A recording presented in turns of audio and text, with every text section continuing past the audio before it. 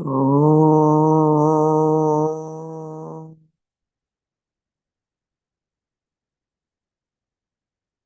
Om.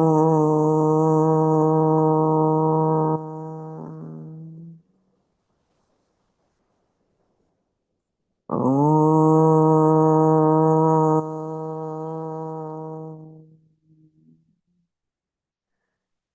Om Sahana Vavatu Sahanau Bhunaktu Sah Viryankaravavahai Tejasvinavadhitamastu Ma Vidvishavahai. Om Shanti Shanti Shanti. नारायणं नमस्कृत्य नरं चैव नरोत्तमं देवीं सरस्वतीं व्यासं ततो जयमुदीरयेत्.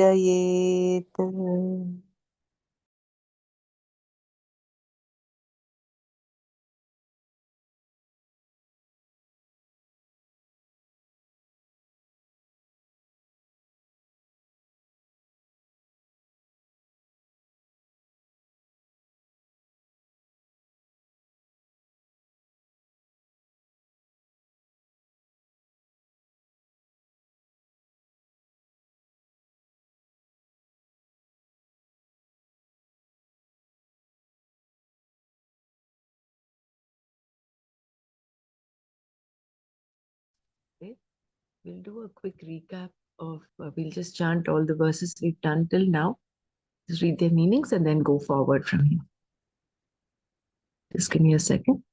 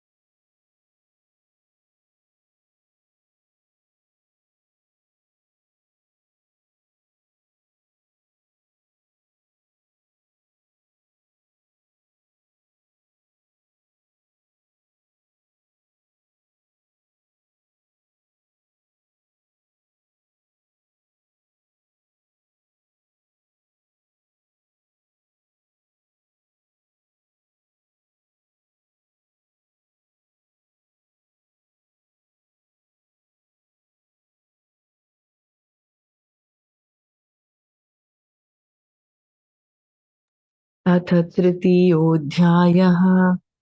अर्जुन उवाच जायसी चेत् कर्मणस्ते मता बुद्धिर्जनार्दन तत्किं कर्मणि घोरे मां नियोजयसि केशव।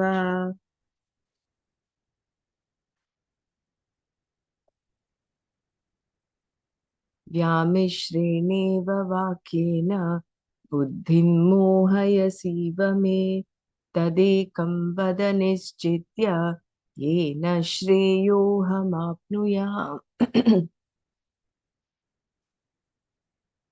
श्रीभगवानुवाच लोकेऽस्मिन् द्विविधा निष्ठा पुरा प्रोक्ता मया नघ ज्ञानयोगेन साङ्ख्यानां कर्मयोगेन योगिनाम्.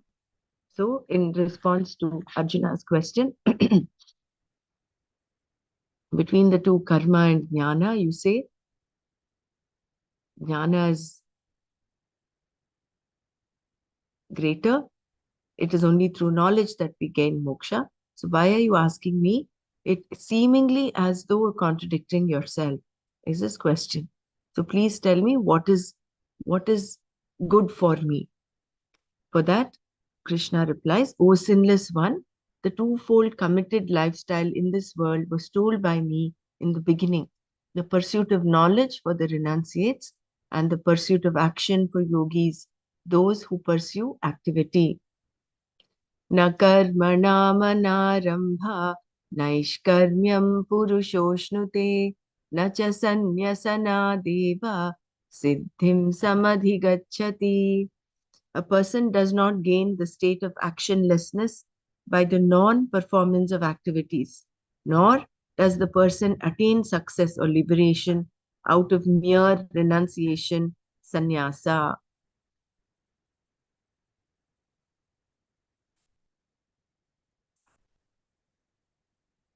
न हि कश्चित् क्षणमपि जातु तिष्ठत्य कर्मकृत् कार्यते ह्यवशः कर्म सर्वः प्रकृतिजैर्गुणैः. Indeed, no one ever exists for even a second without performing action, because everyone being helpless is made to perform action by the three gunas, sattva, rajas, and tamas, born of Prakriti.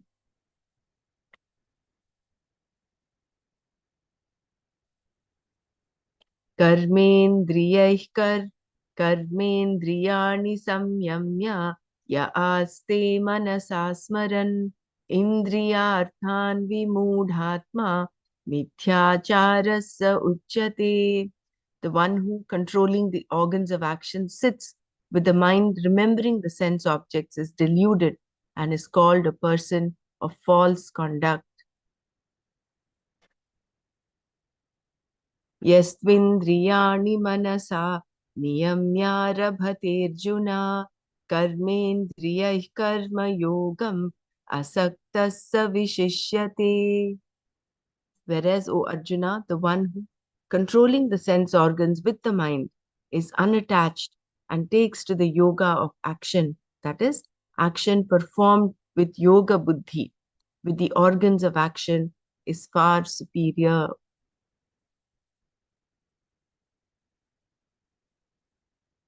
नियतं कुरु कर्म त्वं कर्मध्य कर्मज्यायो ह्यकर्मणः शरीरयात्रापि च ते न प्रसिद्ध्येद कर्मणः. Do action that is to be done, because action is superior to inaction, and due to inaction even the maintenance of your body would become impossible.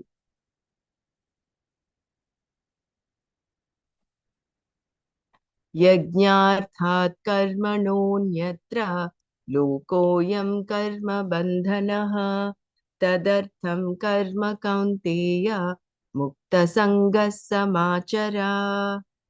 Those who eat, having first offered the food to the Lord, are released from impurities, whereas those sinful people who cook only for themselves, oh sorry, there is a miss from 8 to 9 is not there here.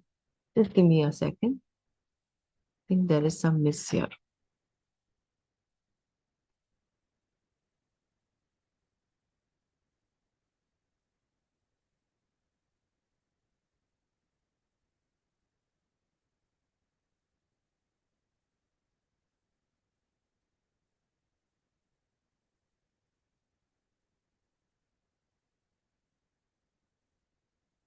I think there are some missing verses here. 1 second. Just give me 2 minutes. Does any of you have the Bhagavad Gita Gita press with you? Or just give me 1 second. I'll get the meanings.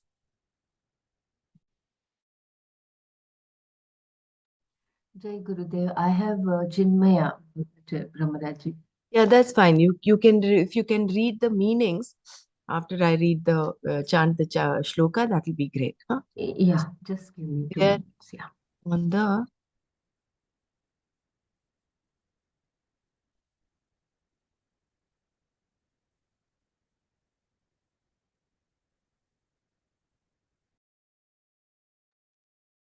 Yeah. Yes. yeah. So we were on यज्ञार्थात् कर्मणोऽन्यत्र लोकोऽयं कर्म बन्धनः तदर्थं कर्म कौन्तेय मुक्तसङ्गः समाचर. The world is bound by actions other than those performed for the sake of sacrifice. Do thou, therefore, O son of Kunti, perform action for that sake, for yajna alone, free from all attachments. मुक्तसङ्गः समाचर. सह यज्ञाः प्रजा सृष्ट्वा पुरोवाच प्रजापतिः अनेन प्रसविष्यध्वम् एषवोऽस्त्विष्टकामधुक्. The Prajapati, the creator, having in the beginning of creation created mankind together with sacrifices, said, by this shall you prosper. Let this be the milch cow of your desires. Kamadhuka, the mythological cow which yields all desired objects. देवान् भावयतानेन ते देवा भावयन्तु वः परस्परं भावयन्तः श्रेयः परमवाप्स्यथ. With this, you do nourish the gods, and may those devas nourish you. Thus, nourishing one another, you shall attain the highest good. इष्टान् भोगान् हि वो देवा दास्यन्ते यज्ञभाविताः तैर्दत्तानप्रदायैभ्यो यो भुङ्क्तेस्तेन एव सः. The devas, nourished by the sacrifice, will give you the desired objects. Indeed, he who enjoys objects given by the devas without offering in return to them is verily a thief. यज्ञशिष्टाशिनः सन्तो मुच्यन्ते सर्वकिल्बिषैः भुञ्जते ते त्वघं पापा ये पचन्त्यात्मकारणात्. The righteous who eat the remnants of the sacrifices are freed from all sins. But those sinful ones who cook food only for their own sake verily eat but sin. I think we've done up until here, no? Hmm. So we 12. 13. thank you, Bella. Thank you. Yeah, Jai Guru.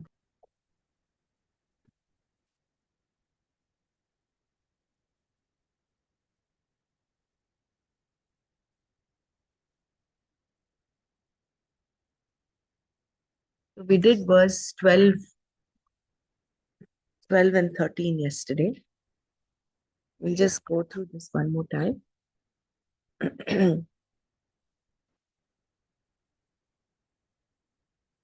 So ishtan bhogan hi vo deva dasyante yajna bhavitaha tairdattana pradayaibhyo yo bhunkte stena eva saha. The gods propitiated by yajna will give you desirable objects. Therefore, one who enjoys objects given by them without offering to them in return is indeed a thief.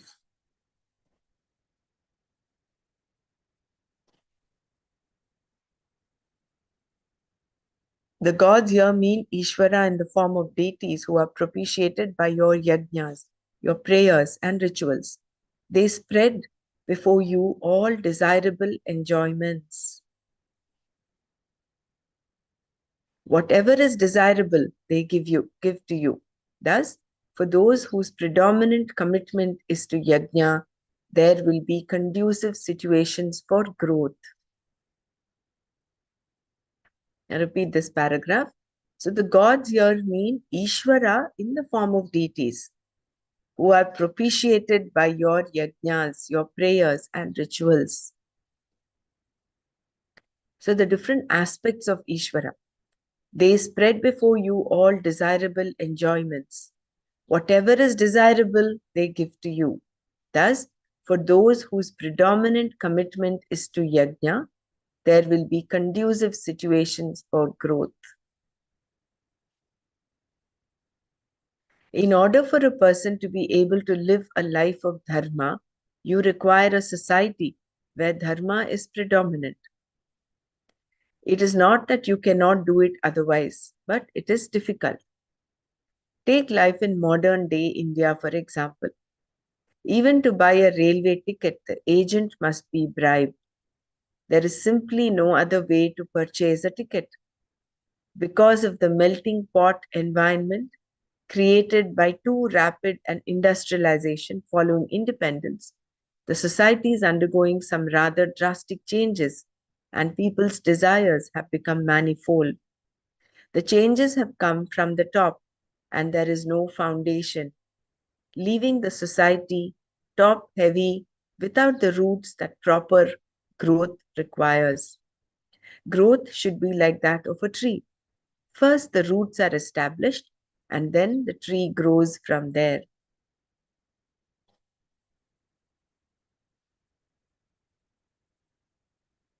So, living a life of yajna requires also for you to live a life of dharma.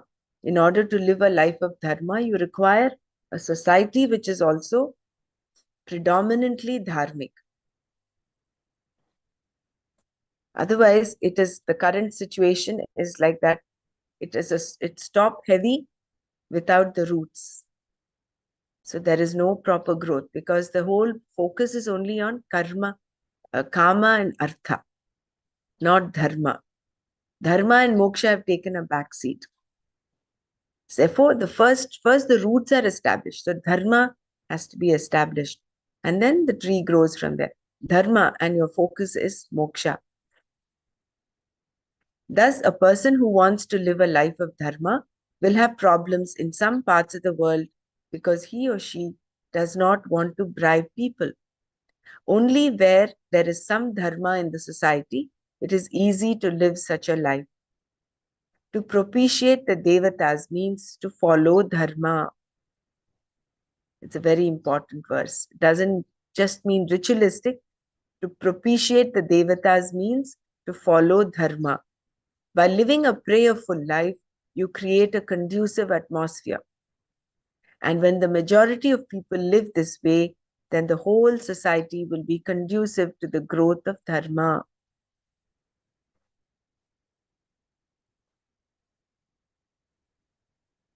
So devatas are all the, including natural resources. Each is an aspect of the creation. Each is an aspect of Ishvara. For example, if just take plastic use and misuse, for example. It is part of creation. Of course, it's man-made. Plastic is man-made. But misusing plastic and abusing it, filling the earth with a lot of plastic waste, filling the oceans and the river beds with this is only going to harm the whole creation. So therefore, following dharma, that is minimizing use of plastic, all the three R's, reduce, reuse, and recycle, that is in effect following dharma. That by living a prayerful life, you create a conducive atmosphere. So if majority of people are misusing plastic, you're the only one who's being prayerful, it doesn't help. It's not a conducive atmosphere. So majority people should live that way. Conforming to the order. The devatas will do their jobs whether you propitiate them or not. But when you go against dharma, you disturb the order and you are the sufferer. Therefore, everyone must do his or her job. The devatas do their jobs and you do yours according to the order of dharma given in the Veda. Animals, trees, and other plants are programmed and therefore do not require the Veda. People, on the other hand, do need it because they have to conform to the order, for which they need the understanding that the Veda provides. It is said that if you do not disturb the order, the Devas do not get disturbed. Thus, ecology of the universal order means that is no disturbance at the level of cosmic forces, the level of Devatas.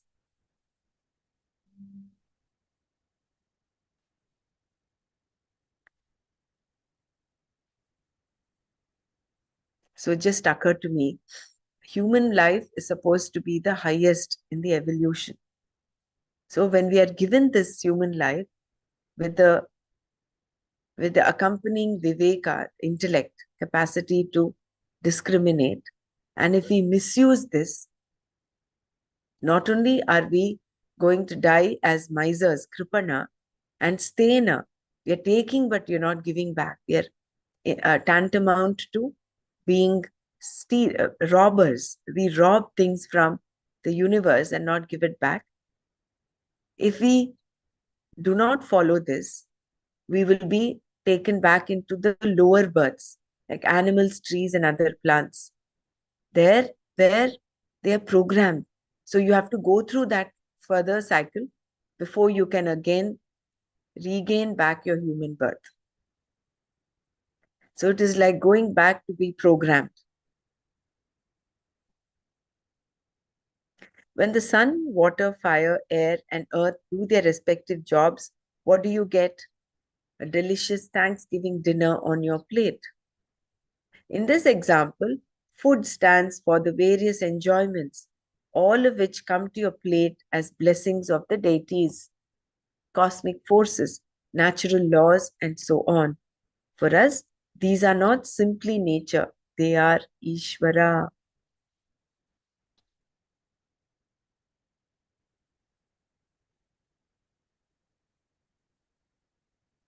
I'm going to repeat this paragraph. When the sun, water, fire, air, and earth do their respective jobs, what do you get? A delicious Thanksgiving dinner on your plate. In this example, food stands for the various enjoyments, all of which come to your plate as blessings of the deities, cosmic forces, natural laws, and so on. For us, these are not simply nature, they are Ishvara. In this verse, a person who enjoys the results that are given by Ishvara without having offered anything is likened to a thief. Because you are continuously receiving from the cosmic forces, which are nothing but aspects of Ishvara, you should give them something in return. You can only do this by remembering Ishvara, by offering an oblation or prayer. This is real thanksgiving. Thanksgiving is not something that happens once a year. It goes on all the time.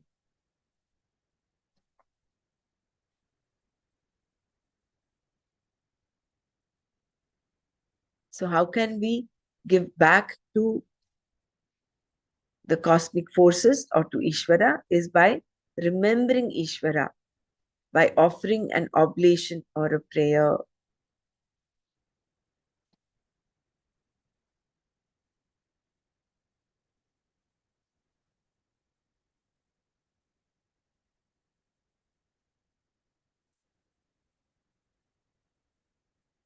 Although the deities do not need anything from you, you need to respect them. And this respect is given in the form of a prayer. The prayer is a recognition of all these forces and makes you a sensitive person. You are not just seeing what the eyes see or hearing what the ears hear. You are going beyond them. This kind of a life is not an ordinary life. It is a profound life. Not giving back to the deities in the form of remembrance makes you a thief.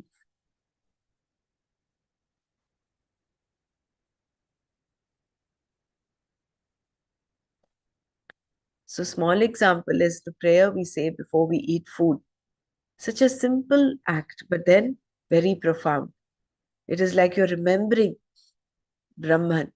Brahmarpanam Brahmahavihi Brahmagnau Brahmanahutam Brahmaiva tena gantavyam Brahma karma samadhina Aham Vaishvanaro Bhutva Praninam Dehamashritah Pranapanachamayuktaha Pachamyannam Chaturvidham. So just remembering itself brings in that sanctity. And that itself is like giving back to the deities. How simple it is for us to do. But yet, how many are actually doing it, right? A thief does not say thank you. He or she just takes what belongs to another and runs away. Therefore, a person who does not remember the devatas is no different from a common thief. One who takes money from someone and does not return it is also a cheat. This thief, who is also a cheat, runs away and begins operating from another place so as not to be found out. Here, the devatas do not seem to come looking for you. They are all in your appreciation. Otherwise, they simply do not exist for you. Still, they operate constantly. The very air you breathe is Ishvara. The work of the devatas is always done and can be recognized by you. And if you do not recognize them, you are a cheat because you take from them and do not give them what is to be given in return.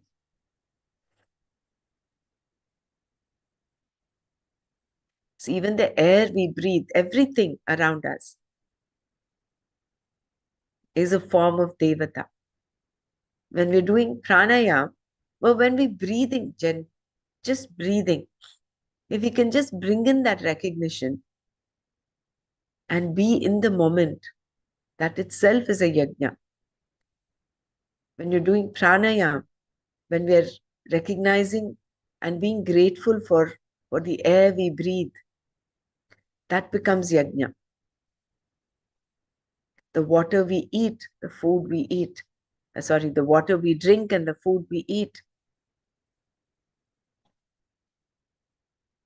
So you can bring in this yajna bhava in every aspect of our life. And that is heightened awareness. Bhakti is heightened awareness of the whole in the manifest. So there cannot be a yajna without this bhakti.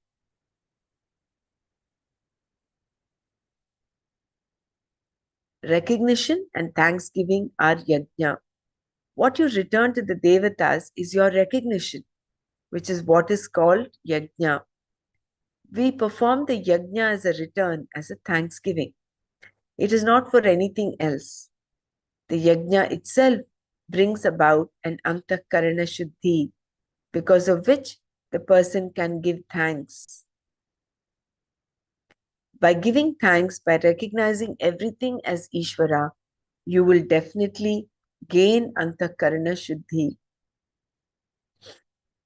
A person who respects the cosmic forces is not an ordinary person. He or she no longer goes by raga dveshas but goes beyond them. Otherwise, there would be no recognition or thanksgiving. On the other hand, a person who performs karma to satisfy his or her mind and senses alone does not offer oblations, not even water or a simple twig. Such a person is a thief and a cheat. He or she does not give the cosmic forces their due. In the next verse, Krishna describes these two types of people. So just recognizing Ishvara, recognizing the devatas is yajna. How simple it is for us to do, yet so far away in case we are not aware. I remember even till date, any new clothes that we get, I'm not sure how many of us have this tradition, but I think most of us would have, is we put turmeric on that. We kind of recognize, and then what we do, any even a small appliance that comes home, be it a book or a you know a, uh, an instrument, uh, anything, whether it's a vehicle or a kitchen gadget, we first keep it near the altar, put haldi kumkum, and then start using it. This is a tradition, but then there's so much of depth in that if you just recognize, rather than just do it as a mechanical thing of, oh, I'm, you know, sometimes it becomes like a habit.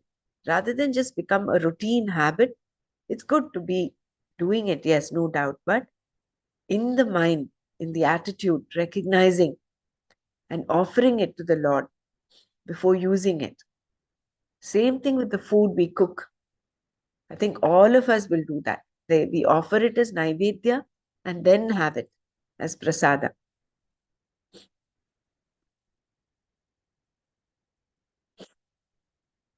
If any of you wants to share.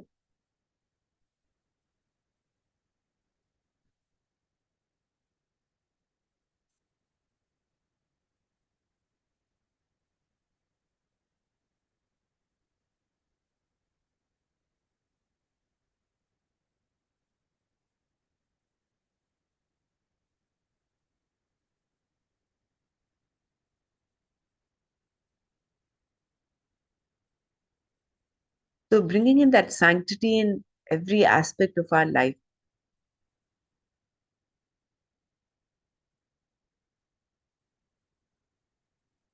That's why later, I think in this chapter or the next, Krishna Bhagwan says, Patram pushpam phalam toyam yome bhaktya prayachati tadaham bhaktyuprahkritam ashnami prayatatmana. So he says, even if you offer a twig, water, a leaf, even a leaf, but with bhakti.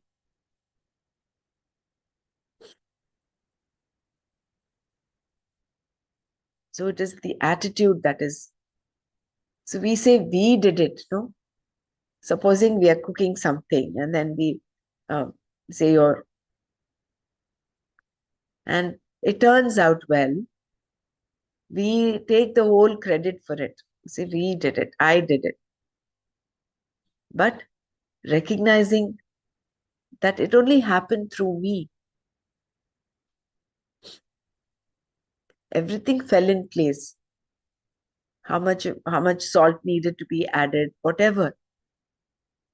So when we recognize Ishvara rather than be self-pompous. Same thing with this whole Manana that's been going on for the last several years. If any of us takes credit for that, it is like you're just boosting your own ego. Whereas all this just fell in place. So when you're following Dharma, there will be conducive situations that are created for your growth. That is what we read earlier. So there is some we've all been following Dharma, and that is why we are all together. It just doesn't happen like that. There's nothing random in the universe. Everything is has a cause and effect relationship.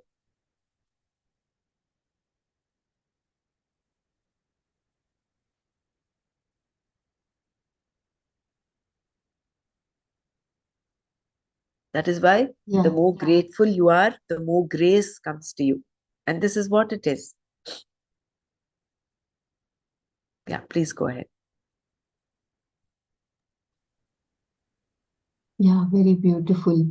It reminds me of all the tribal people. They are so close to nature, and like in my college days, we used to go for community services, and we, I mean, like it before putting anything in their mouth, they used to say the names of the god.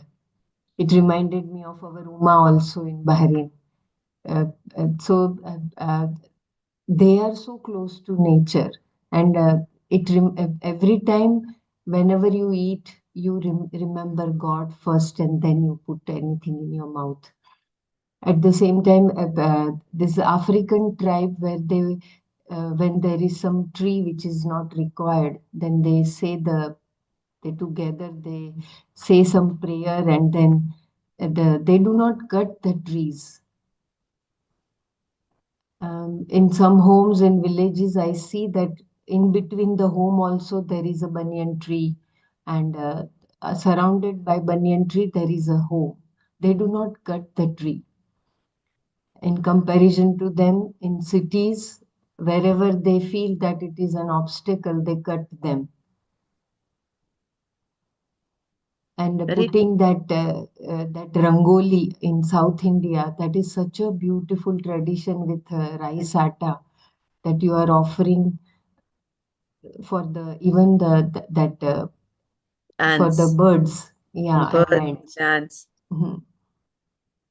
So those yagnas automatically, I mean, you keep on doing as a part of your daily routine. It is not that only with fire and ghee and other things you do yagna, but these small acts of kindness when you continue doing, they are also like yagna, that you are offering your gratitude to the nature who is unconditionally offering you everything without expecting anything in return. Jai Gurudev.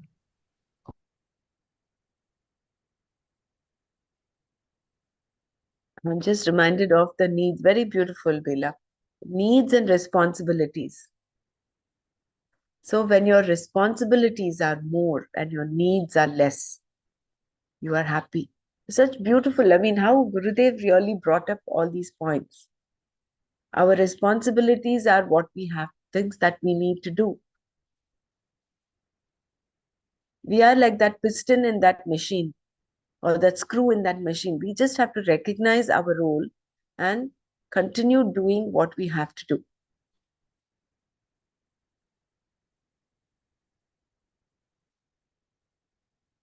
rather than go after our needs. Our needs imply the more our needs are, the more raga dveshas are.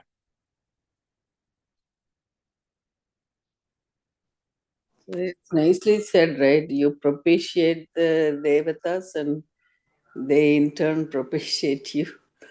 The giving back that whatever you needed. So Yeah. it's so. In the other hand, you take everything from them, and then if you don't give back, that's when you're called. I mean, the person or people are called like thief or cheat or something. Thief. Uh, Thief. yeah. So Mm. it's nice. We always had this doubt, right? Oh, should we pray all the gods and not pray this? Or should I only one god and things like that? There is no question whatsoever here. All is Ishvara, and you just doing various devatas uh, for their function or whatever. In that sense, everything is Ishvara. So even if you do in this way also, your daily prayers to every devata that you worship, like for example, when you see the food, even a bunch of kale or leaf, spinach or whatever, how much things going into it, right? Like the soil helps to grow this plant, and the sun gives the light, and rain and wind, all that elements are in effect for this to grow. Plus we have to kind of tender loving care a little bit, attending to it. And then some farmer has to pick that and getting it to the store, and the store guy washes it or whatever. And by the time you get it in your table, how many people are involved in this. And it's not just thankful to everyone in terms of that. In that will be everything is Ishvara. Like then you understand how much this one small thing is taken. All the people, all the elements and devatas and human beings, animals or plant life, everything. All so like you talk about ecology, right? Then the ecology, when you treat with dharma and it gives back to you. So you treat the organisms and plants kindly, and then you're at at the receiving end. On the other hand, you're giving as well as getting it. Very right. Mm.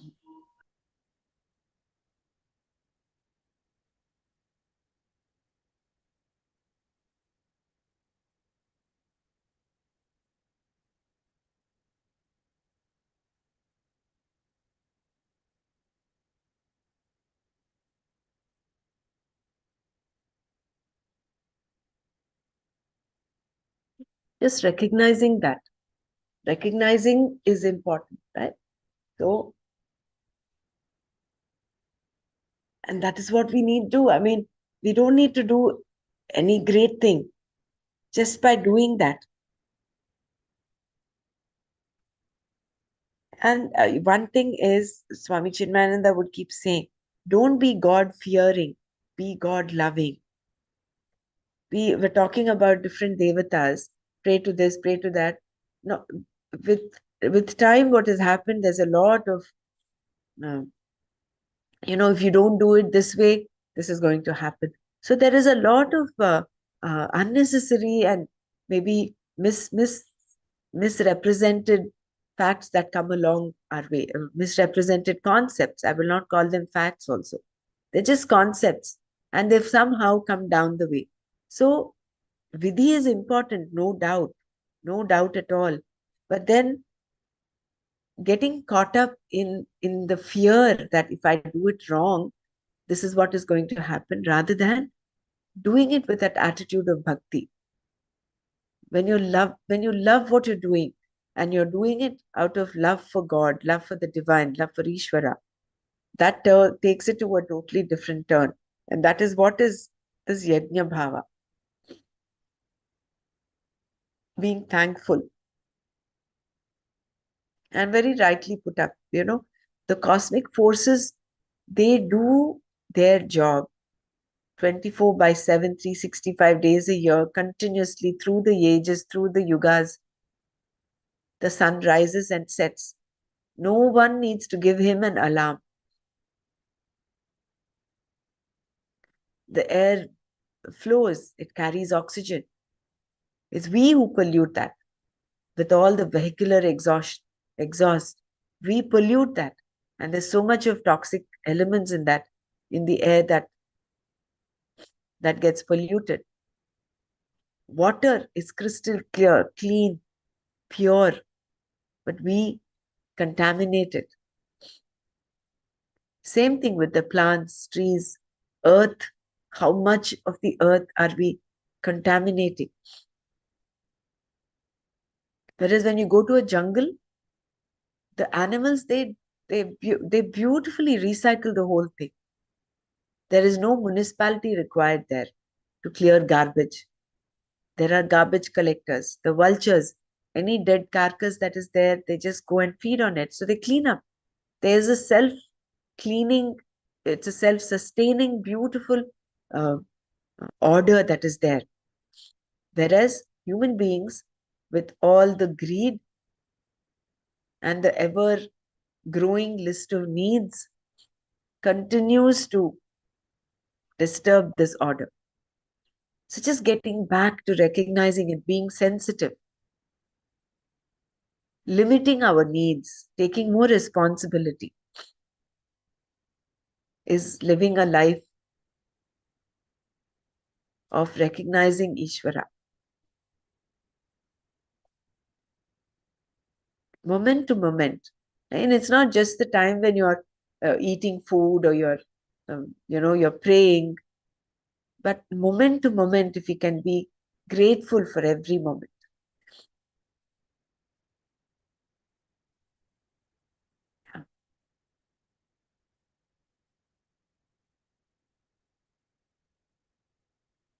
So, a person who respects the cosmic forces is not an ordinary person. He or she no longer goes by ragadveshas but goes beyond them. Otherwise, there would be no recognition or thanksgiving.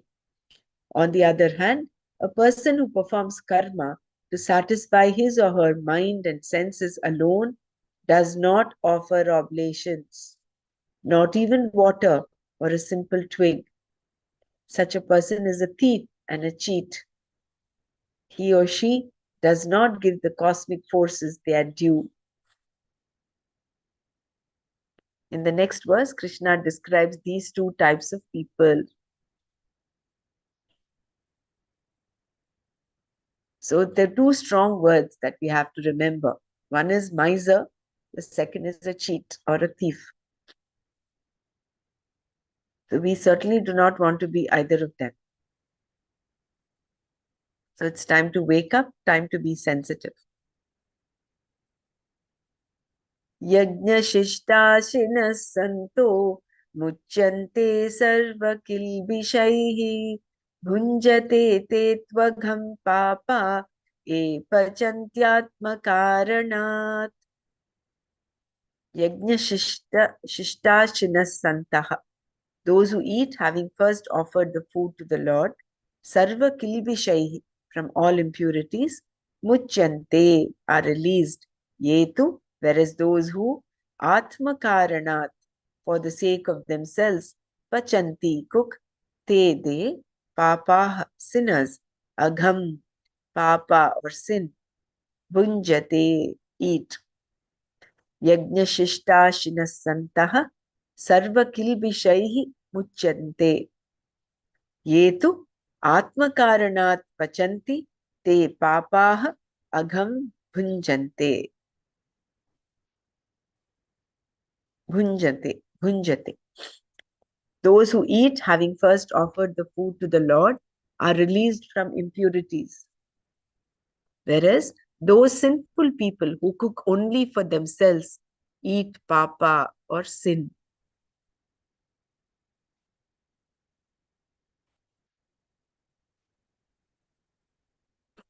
Karma yoga is presented as yajna in this verse. We have seen how all actions are yajnas, whether they are in the form of rituals, prayers, or performing one's duties to others, more of which we shall see in the next chapter. So all actions are yajnas. Karma yoga is equivalent to yajna, performing yajna. And all actions are yajnas. Whether it's in the form of a ritual prayer or performing one's duties to others, more of which we shall see in the next chapter.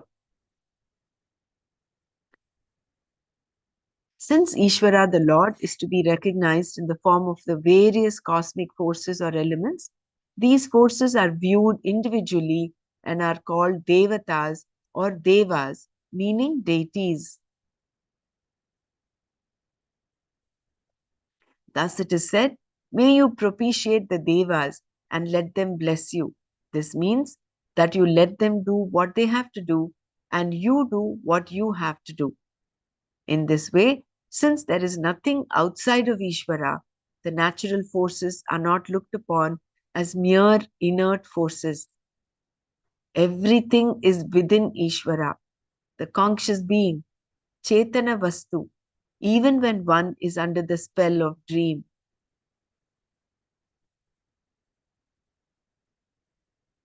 I repeat this again. Thus it is said, may you propitiate the devas and let them bless you. This means that you let them do what they have to do and you do what you have to do. In this way, since there is nothing outside of Ishvara, the natural forces are not looked upon as mere inert forces. Everything is within Ishvara, the conscious being, Chetana Vastu, even when one is under the spell of dream. In a dream, we see both living beings and inert objects. The mountain scene in a dream is inert, Jada. The sun and its rays are also Jada. Everything seen is Jada, in fact, and not Chetana. But the difference between the inert and the conscious, Jada Chetana Bheda, is only within the framework of what is perceived by you as the subject of the dream. If, having perceived the dream objects, you shift your perception to the person who is dreaming, the creator of the dream, then you will see that there is no world outside of the dreamer.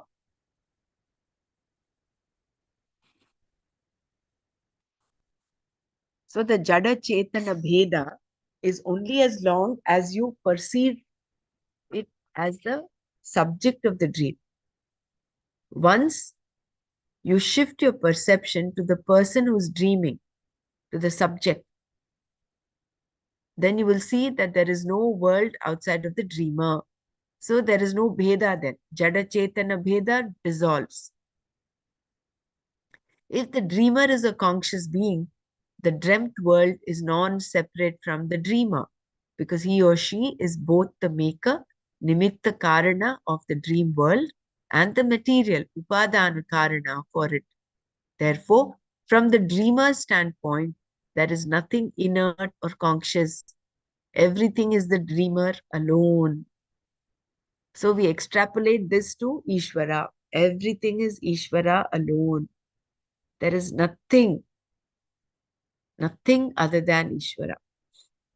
Similarly, from the standpoint of Ishvara, the cosmic forces are recognized as being non-separate from Ishvara because there is nothing outside of Ishvara.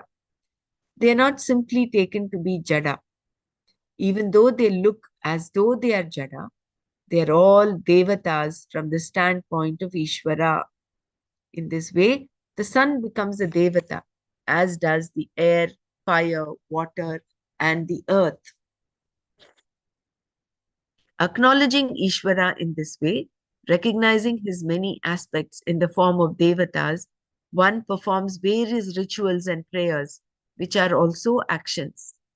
There are various actions that are to be done, including the daily rituals, Nitya Karma, and rituals performed on certain occasions, Naimittika Karma, stipulated in the Veda as part of its vision. Nitya Karma and Naimittika Karma are to be performed without exception until one takes sannyasa, that is, until one renounces everything.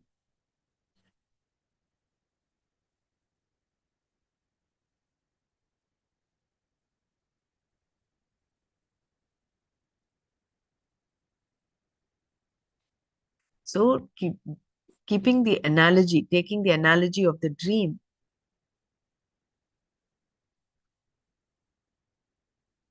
everything is within Ishvara, the conscious being, Chetana Vastu, even when one is under the spell of dream. We are all under the spell of a dream. As long as we are bound by Maya, as long as we are not enlightened, not recognized, or not attained moksha, we are all under the spell of the dream. So even within the dream,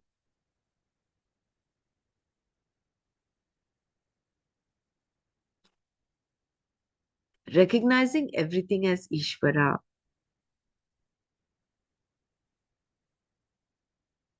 How? Just like how in the dream world, there are several things. There's nothing Chetana there. There's only Jada.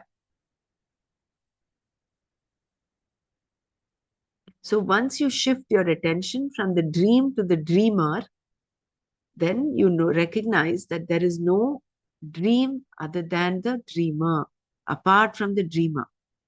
The dreamer percolates and permeates the dream. Without the dreamer, there is no dream. Similarly, when you extrapolate it to Ishvara, Ishvara is embedded, impregnated in every aspect of creation.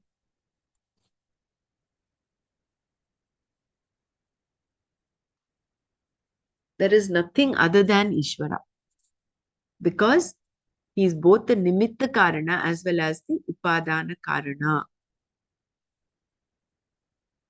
So therefore you recognize the cosmic forces. They're not Jada, they're not the sun, air, earth, water, fire. They're not just Jada. They're infused with that Chetana. And when you look at anything that is created, whether it is natural or man-made, artificial, it has all these 5 elements in it. And therefore, you see Ishvara percolating, permeating every aspect of creation. Jai Gurudev, yesterday, in the satsang, someone was discussing about this AI and all that.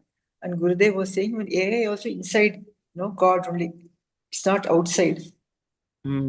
That's so correct. Because AI is absolute intelligence, that is Ishvara and the knowledge. The artificial intelligence is only a part of that absolute intelligence. So,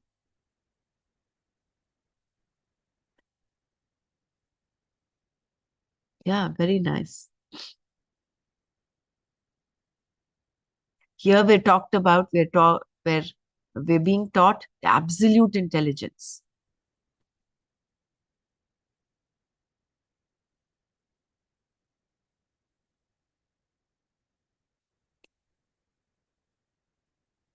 Acknowledging the cosmic forces as devatas. Whatever results you receive from the actions you perform are blessings given to you by the devatas who are doing their jobs.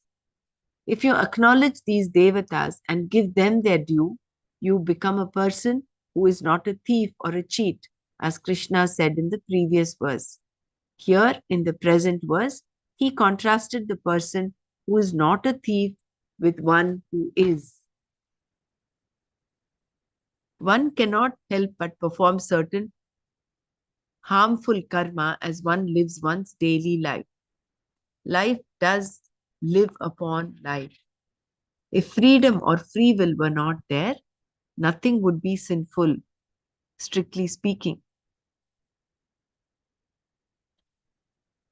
There would be no wrongdoing, no papa karma.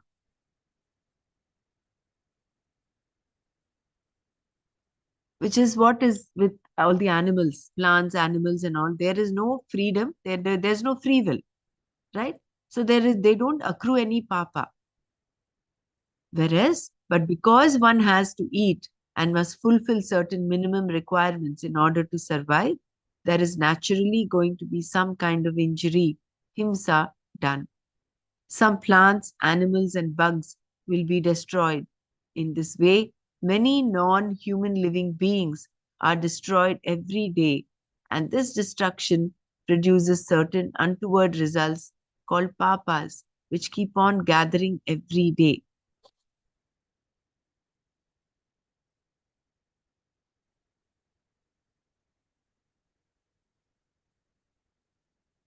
How are you going to eliminate these results? Knowingly or unknowingly, a lot of papas are incurred and you gather results that are undesirable, which in turn result in some kind of unpleasantness, dukkha for you. To neutralize these results, then, there are different types of yajnas. Yajnas to the deities, to one's ancestors, to one's fellow creatures, to the rishis who have given us this knowledge, and so on. These yajnas are to be performed daily and are contained in one ritual.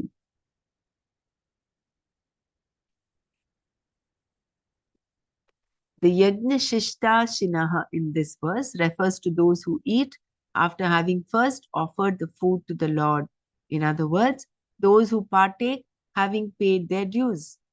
While people in India today may not perform all the enjoined yajnas very methodically, they always offer the food to the Lord and only then do they eat. The ritual itself is not what is important. It is the attitude, the bhavana that counts. Food is cooked and offered to the Lord, and the attitude being that only what is left over, yajna shishta, is to be eaten, which is what is meant by prasada. It is a blessing from the Lord. Those who eat only prasada do not eat food. They eat only prasada. Having offered the food to the Lord with a prayer, such as the chant Brahmarpanam, the food itself becomes prasada. Thus it is said that those who offer food to the Lord and then partake of what is left over are released, muchyante, from all the little papas, sarva kilbishas that have been gathered daily because of having performed some injury or the other in the interest of survival. How so beautiful. Merely by grinding something, washing the floor, spraying detergent, or walking, we are continually killing something. This killing is often done deliberately for our own welfare. In fact, we could not live if we did not do it. The bugs that we kill want to live, but we also want to live. Coexistence not being possible, the bugs must be destroyed. This act of destruction involves some sin, some adharma, which, as Krishna points out in this verse, can only be neutralized by daily prayer, not by anything else.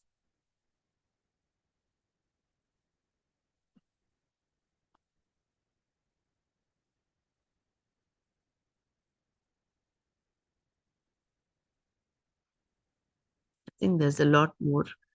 There are two more paras in this. I think we'll continue that tomorrow. Freedom from results of one's actions.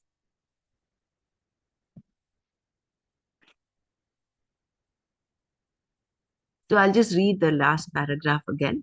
Merely by grinding something, washing the floor, spraying detergent, or walking, we are continually killing something. This killing is often done deliberately for our own welfare. In fact, we could not live if we did not do it.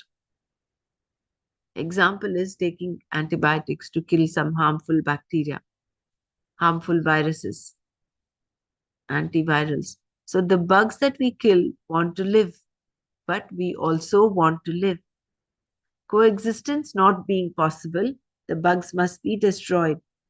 This act of destruction involves some sin, some adharma, which, as Krishna points out in this verse, can only be neutralized by daily prayer, not by anything else. We'll process this last line.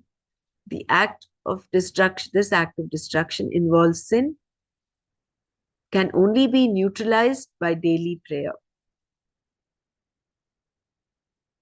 not by anything else. By recognizing Ishvara. See, ultimately, whatever is happening in this world is like in a dream. So, the only way you get out of that sin is by focusing on the dreamer, which is recognizing Ishvara. That is why daily prayer, not just daily prayer mechanically done with this attitude of recognizing Ishvara. Then you're automatically absolved of the sin. So beautiful.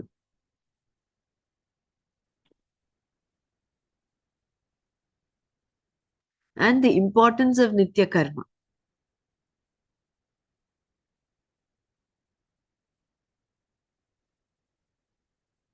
Anyone wants to share?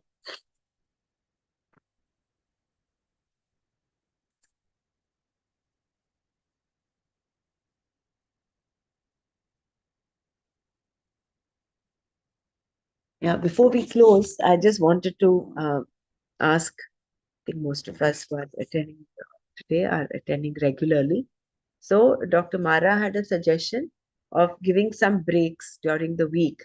I don't exactly remember what days she had suggested, but then one way is to continue doing what we've been doing without a break. The other one is to take breaks.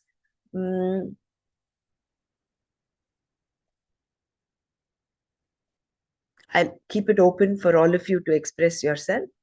Take your time. We can even continue. We can take up this the decision of whether we want to do it continually or take some breaks, even tomorrow, day after. And once we all decide, then I think we'll go with the consensus.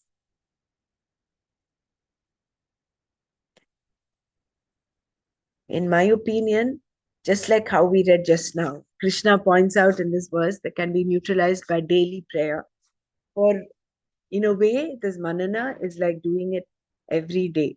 And even when Shankara talks of sadhana panchakam, he says, Vedo nityamadhiyatam tadititam karmanusandhiyatam. So he says, study the Veda every day.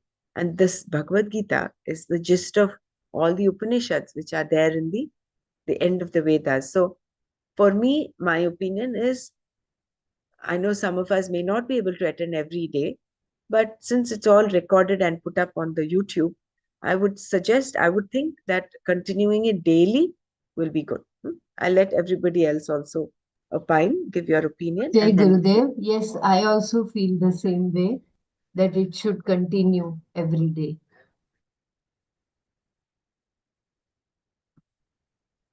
because see, once we give a break, no, and that break, and then you have to remember which are the days we're doing, which are the days we're not doing. So it becomes a little interrupted. So that's my opinion. Yeah. So In we'll fact, go. those who are coming regularly, we can keep everybody in mind, and whoever can take over.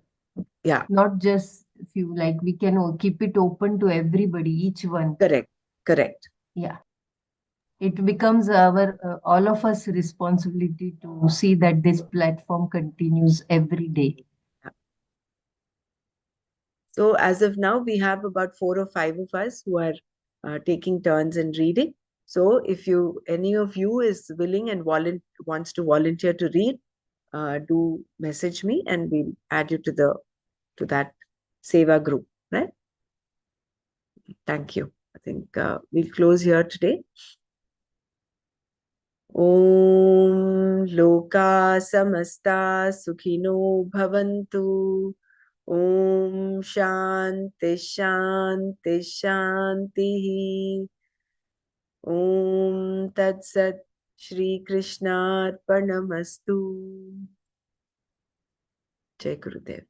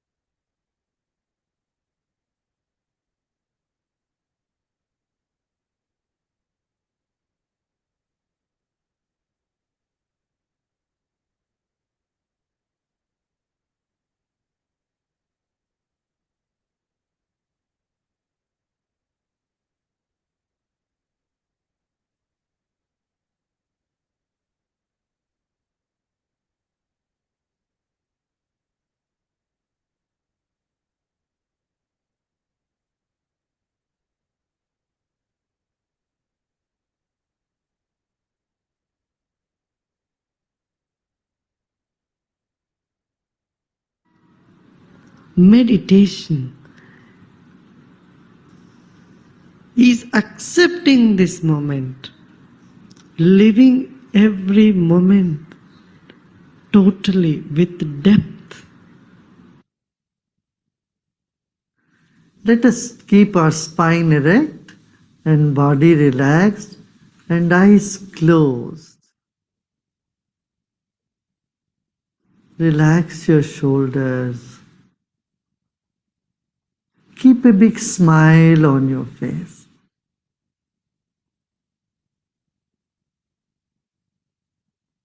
You're sitting like the statue of Buddha, very serene and with a serene smile on your face. Relax your body.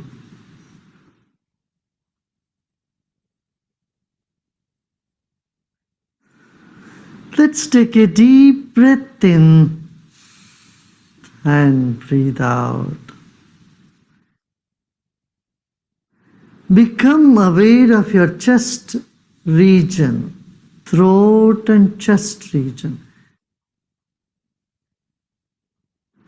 If you notice some tension in the body, just let it be. Accept those parts of the body where you feel a tension. The other parts are in comfort. Other parts are at peace. Become aware of that also.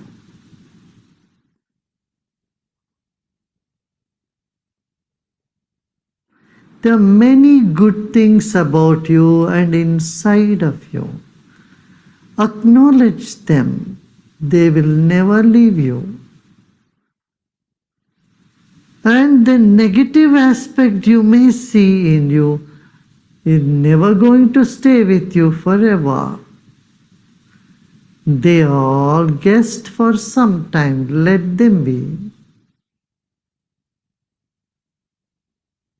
Sit with the total acceptance of yourself the way you are at this very moment.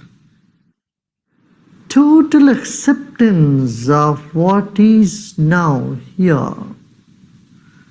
Lead us to deeper meditation.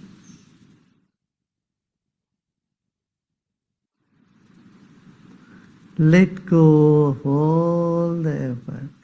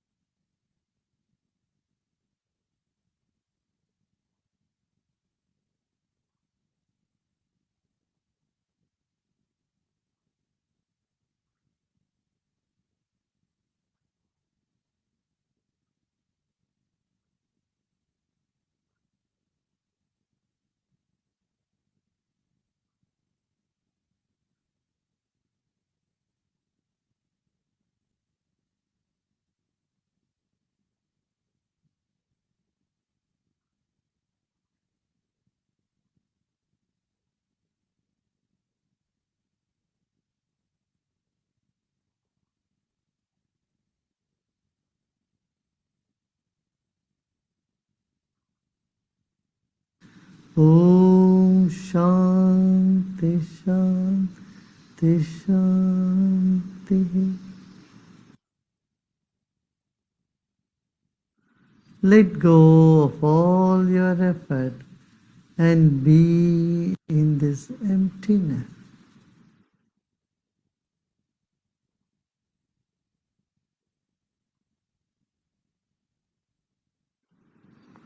And slowly and gradually become aware of body and surroundings. and you may gently open your eyes.